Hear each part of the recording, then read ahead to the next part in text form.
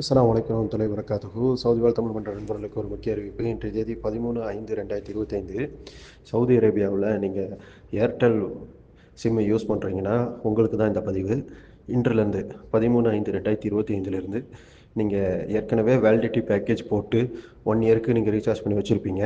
உங்களுக்கு இன்கமிங் எஸ்எம்எஸுக்காக நீங்கள் சிம்மை இங்கே சவுதி அரேபியாவுக்கு கொண்டு வந்திருப்பீங்க. இனி இன்கமிங் எஸ்எம்எஸ் இலவசம் இல்லை. நீங்கள் இன்கமிங் எஸ்எம்எஸ் பெறணும்னா பேங்க்லேருந்து ஓடிபி பெறணும், இல்லை வேறு எதுக்காவது எஸ்எம்எஸ் இன்கமிங் வரணும் அப்படின்னா நீங்கள் 98 ரூபாய்க்கு ரீசார்ஜ் பண்ணணும். அந்த பேக்கேஜை எக்ஸ்ட்ராவாக ஆட் பண்ணால் மட்டுமே உங்களுக்கு இன்கமிங் எஸ்எம்எஸ் உங்கள் சிம்முக்கு வரும். இது ஏர்டெலுக்கு இன்றிலிருந்து நடைமுறைப்படுத்தப்பட்டுள்ளது.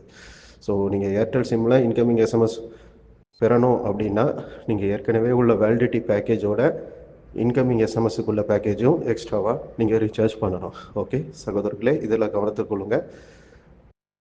இது ஏர்டெலுடைய புதிய ரெகுலேஷன்ஸ். ஓகே, அஸ்ஸலாமு அலைக்கும் வரஹ்மத்துல்லாஹி வபரகாத்துஹு.